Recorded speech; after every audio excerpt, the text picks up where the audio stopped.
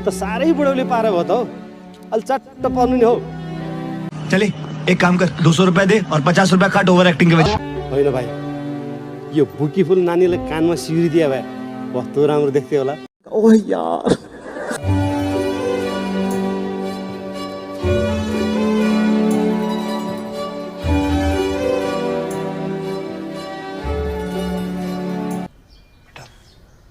तुमसे ना हो पाएगा। यो अन्तिम रिल हो, आउन पनि सक्छ नआउन पनि सक्छ है। ल रेडी है नानी बाबु?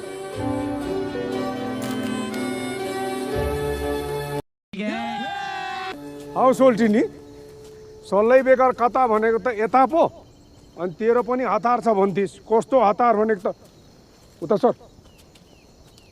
अचानक भेट भयो। हौ अचानक यस्तो हुन्छ स्टुडियो सहित। सोल्टिनी र मेरो पो एक तास दिउँ त, अलिक उता जा लु।